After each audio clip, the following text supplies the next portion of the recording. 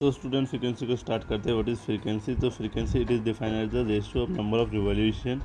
Number of revolution को oscillation भी कहा सकता है, नंबर ऑफ ऑक्सीलेशन या नंबर ऑफ रिपीटेशन भी कह सकते हैं। किसी चीज़ में रिपीट होना किसी चीज़ का बार बार, वो भी फ्रीक्वेंसी नंबर ऑफ रिवॉल्यूशन में कंसिडर किया जाता है per unit time taken. Sir ये डेफिनेशन कैसे बनाई? वो डेफिनेशन बनाने सिखा देता हूँ बच्चों आपको। कैसे बनाई मैंने डेफिनेशन? देखिए यहाँ फार्मूला लिखा हुआ था, मैंने बस फार्मूला बोला, ऊपर ध्यान से देखेंगे तो आप देखिए, मैं दिखा देता हूँ। ठीक है, कैसे? सर ये फ्रीक्वेंसी है तो मैंने कहा इट इज़ डिफाइंड, यहाँ तक हो गया। फिर इक्वल साइन आ गया, इक्वल साइन को मैंने कहा एस। ठीक है, इट इज़ डिफाइंड में मैं इस पूरे को कंप्लीट कर गया, इक्वल साइन और इसको। फिर रेशियो ऑफ, रेशियो क्यों कहा मैंने? अब मुझे पता है n/t है, तो ये रेशियो को दिखा रहा है। ऊपर वाला रेशियो अलग है, नीचे वाला रेशियो अलग है, मतलब ऊपर जो न्यूमिनेटर है वो अलग है, डिनोमिनेटर अलग है, इसलिए मैंने रेशियो वर्ड को यूज़ किया। समझे ना? इससे पहले के सारे डिफाइन किए मैंने, फिर इसके बाद के डिफाइन करने जा रहे थे हम, तो बाद के डिफाइन कर रहे हैं। तो ratio of number of revolution, number of revolution ऊपर, क्योंकि ऊपर था तो इसलिए मैंने पहले बताया कि रेशियो है और नंबर ऑफ रिवॉल्यूशन ऊपर है। पर यूनिट टाइम, जो मतलब एन, इसका नाम है पर यूनिट।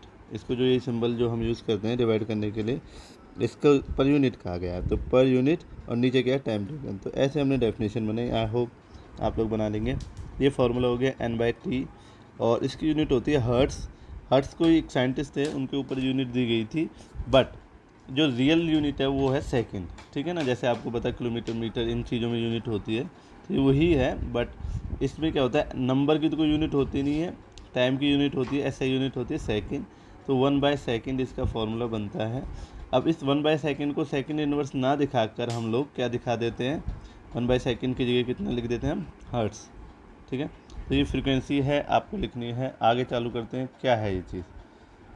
तो फ्रीक्वेंसी देख लेते हैं। फ्रीक्वेंसी यहाँ पर भी वही चीज़ लिखी गई है। बात है कि फ्रीक्वेंसी कैसे है। जैसे कि ए पॉइंट पे मैं खड़ा हो गया, ए पॉइंट पे मैंने 1 सेकंड की ऑब्जर्वेशन ली। 1 सेकंड में कितनी वेव निकल के गई? तो इधर से आई थी वेव्स, इधर से वेव्स आई थी, और यहाँ ए पॉइंट पे मैं खड़ा था, तो मैंने देखा कि ये आपकी ये वेव्स निकल के गई, जो येलो कलर में है, येलो कलर वाली वेव्स यहाँ से निकल के गई। तो अब मुझे क्या समझ में आया, भाई येलो कलर वाली वेव निकल के गई, कितनी वेव है आपको पता है, यहाँ से आप इसे मेज़र कर लेंगे। ठीक है,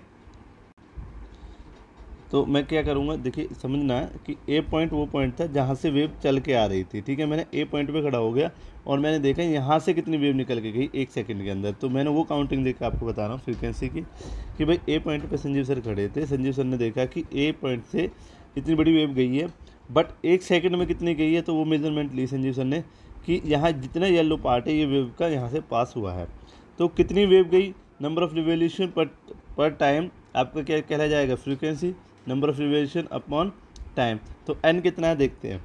देखिए आपका एक पूरा वेव एक एन हो गया, यहाँ से लेके यहाँ तक दूसरा एन हो गया, यहाँ से लेके यहाँ तक 3 एन हो गए। तो इसका मतलब एन तो हो गए 3। ठीक है, और कितने सेकंड ऑब्जर्वेशन लिया आपने? 1। तो 1 सेकंड, तो 3/1 सेकंड को मैं क्या लिख सकता हूँ बच्चों? 3 1/सेकंड को क्या कर दूंगा? हर्ट्स। अभी थोड़ी देर पहले बताया। तो ऐसे होता है बच्चों ये। तो आप क्वेश्चन लिख सकते हैं, write down question. What is the frequency of A wave, what is the frequency of A wave passing through a point in 1 second, passing through a point in 1 second, passing through a point in 1 second. तो आप लिखेंगे question को, answer कैसे लिखेंगे? सो आप लिखेंगे solution में आप लिखेंगे टाइम टेकन कितना है भाई? टाइम टेकन 1 सेकंड है। ओके जी। नंबर ऑफ रिवॉल्यूशन आप लिख दोगे 3। तो as we know frequency formula, तो उसके बाद क्या करेंगे? उसके बाद फ्रीक्वेंसी फार्मूला लोगे F = n/t, put the value above. तो F = 3/1 सेकेंड, और 3/1 सेकेंड को आप लिख सकते हो 3 हर्ट्स। तो ऐसे आपको एक क्वेश्चन करना है, क्वेश्चन करके अपने नोट्स में जरूर सेंड करना है, फ्रीक्वेंसी वगैरह के बारे में ज़रूर लिखना है। तो आई होप आप समझे होंगे फ्रीक्वेंसी, मतलब जैसे कोई भी पॉइंट बार बार, देखिए ये एक वेव ना एक रिपीटिशन दिखाती है, कोई चीज़ एक बार हो चुकी है, दूसरी वेव दिखाती है वही चीज़ 2 बार हुई है। ठीक है, तीसरी वेव दिखाती है 3 बार हुई थी। और ये मैंने कहा कि 1 सेकेंड में, जैसे ए पॉइंट था मेरा, ये तीनों यहाँ से 1 सेकेंड में पार कर जाएंगी। तो इसका मतलब ये फ्रीक्वेंसी में दिखाया जाएगा बच्चों। और इसकी फ्रीक्वेंसी कितनी होगी, मैं बोल दूंगा 3 हर्ट्ज। तो 3 हर्ट्ज से आप समझ गए होंगे कि 3 वेव सर के पास 1 सेकंड में निकली। ऐसे जो फ़ैन वगैरह होते हैं, हमारे जो फ़ैन होता है वो गोल गोल घूमता है, तो इसे भी हम दिखा सकते हैं। जैसे कि 1 सेकंड में कितने बार घूमेंगे, आपने कहा 10 बार घूम जाता है, 1 2 3 4 5 6 7 8 9 10। मैंने सेकंड ज़्यादा लिए पर बच्चों, तो फिर भी आपका क्लियर था। आपने कहा 1 सेकंड में 10 बार घूम जाता है पंखा, तो 10 बाय नंबर ऑफ़ रिवोल्यूशन हो गया 10, आप कहोगे वो तो रोटेशन है, तो रोटेशन को आप रिवोल्यूशन कह सकते हैं, तो 10 बाय 1 सेकेंड। अब देखिए इसको कितना कहूँगा, 10 हर्ट्स। तो फ़ैन की फ्रीक्वेंसी कितनी है, 10 हर्ट्स। जो भी चीज़ रिपीट हो रही है, बार बार रिपीट हो रही है, you can use that is frequency. Okay, यहाँ तक क्लियर है। तो बच्चों मैं फ्रीक्वेंसी को और थोड़ा सा अच्छे ढंग से समझाने की कोशिश कर रहा हूँ, क्योंकि आने वाले टाइम में आपके पास जो देखिए हर चीज़ एक बार अपने आप को रिपीट करती है, दिन आता है जाता है, मतलब नाइट डे ये आना जाना फिक्स है, ठीक है। ये भी एक फ्रीक्वेंसी में दिखाया जा सकता है, ठीक है ना। तो कोई भी चीज़ बार बार आपके पास आती है उसे फ्रीक्वेंसी में दिखा सकते हैं। जैसे देख रहे हैं यहाँ पर ये एक सर्कल मतलब एक जो भी हमारा एक मशीन है वो बार बार रोटेट हो रही है, और उससे ये रॉड बांधी गई है, और इस रॉड पे एक वायर कह सकते हैं आप, उसे बांध दिया। तो जैसे ये रॉड ऊपर नीचे होती है तो देखिए ये तो टू एंड फ्रो कर रही है, वाइब्रेट कर रही है टू एंड फ्रो, बट इससे बंधी हुई जो रस्सी है जिसमें छोटे छोटे पार्टिकल्स के साथ वो बांधी गई है, वो आपका क्या क्रिएट कर रही है, वेव, ठीक है ना। तो आपके यहाँ पर जो दिखाया गया है ये डॉटेड लाइन तो रेस्ट पोजीशन है, और ये सभी के यहाँ आपकी वेव्स, ठीक है।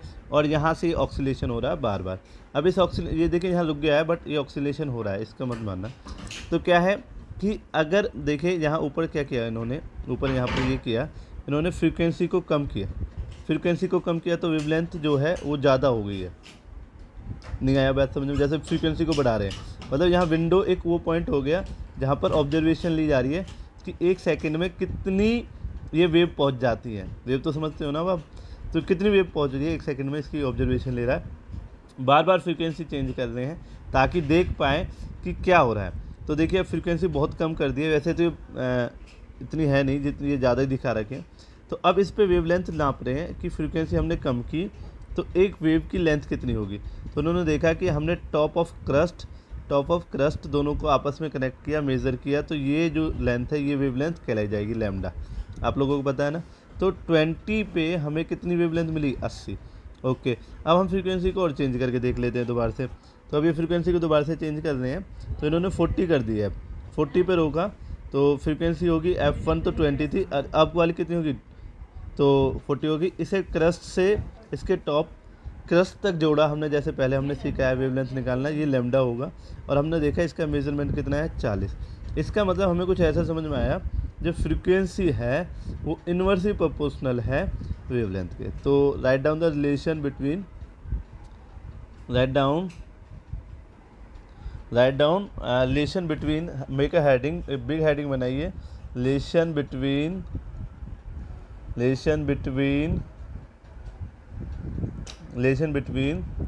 फ्रीक्वेंसी को मैं कई बार म्यू से दिखा देता हूँ बच्चों, क्या है कि मुझे आदत है, तो बड़ी क्लासेस में आप म्यू से ही दिखाएंगे, frequency and wavelength. Write down frequency and wavelength. तो आपने देखा है कि कैसा रिलेशन निकल के आया इन दो ऑब्जर्वेशन से। तो आपने देखा है कि frequency is inversely proportional to wavelength, frequency is inversely proportional to, frequency inversely proportional to 1 by lambda. तो ये लिख लेंगे आप, ये क्वेश्चन होगा आपका relation between frequency and wavelength. अगर आपसे कोई क्वेश्चन पूछता है what is relation between frequency and wavelength, तो आप बता सकते हैं। और क्वेश्चन ऐसे भी पूछा जाता है, if I increase the frequency what will be the change in wavelength. तो आप कह देंगे दैट विल डिक्रीज, क्योंकि आपको इन्वर्सली प्रोपोर्शनल मैंने बता रखा था कि फ्रीक्वेंसी अगर बढ़ेगी तो वेवलेंथ इसका इन्वर्सली प्रोपोर्शनल है, वो घट जाएगी बच्चों। तो ये आपको समझ में आया होगा। ओके, अब आगे चलते हैं। तो ये मेजरमेंट लेके दिखा रहे हैं हमें फ्रीक्वेंसी वगैरह से, और बार बार चीज़ों को चेंज कर रहे हैं। अब देखिए आप, तो इसका मतलब ये है ना, देखिए यहाँ पर एक पर्सन खड़ा है, मतलब एक विंडो ऑब्जर्वेशन हो रही है, और कितनी आ रही है, देखो जैसी वेवलेंथ फ्रीक्वेंसी बढ़ती है तो वेवलेंथ अपना साइज़ को छोटा करती है, छोटा करने से उसकी स्पीड भी चेंज हो रही है, उसकी स्पीड में भी चेंज दिख रहा है बच्चों। तो फ्रीक्वेंसी का फॉर्मूला है स्पीड का फॉर्मूला है, तो आप नेक्स्ट हेडिंग डालोगे relation between speed frequency and wavelength, relation between speed frequency and wavelength, speed frequency and wavelength. ठीक है, तो इसमें क्या देखने को मिलेगा आपको, इसमें लिखोगे फर्स्ट तो आपने देखा v directly proportional to mu है, मतलब आप तो उससे दिखाते हो ना एफ से, तो speed of wavelength is directly proportional to frequency. ठीक है, जैसे कि पीछे एनिमेशन में चल रहा है, जैसे जैसे मैं फ्रीक्वेंसी बढ़ाता हूँ तो वेवलेंथ कम हो जाती है और स्पीड बढ़ जाती है। ठीक है, ओके। और एक और फार्मूला लिखेंगे स्पीड का formula, v equal to frequency into lambda, frequency into lambda. तो ये दो फार्मूले आप लिख लेंगे। अब देखिए फ्रीक्वेंसी बहुत ज़्यादा बढ़ा दी गई है और फ्रीक्वेंसी बहुत ज़्यादा घटा दी गई है, तो हर बार अलग रिलेशंस आपके पास आ रहे हैं। ठीक है, तो आई होप आप लोग इस चीज़ों को समझ रहे होंगे। अब देखिए एम्पलीट्यूड को देख लेते हैं। एम्पलीट्यूड मतलब यहाँ रेस्ट पोजीशन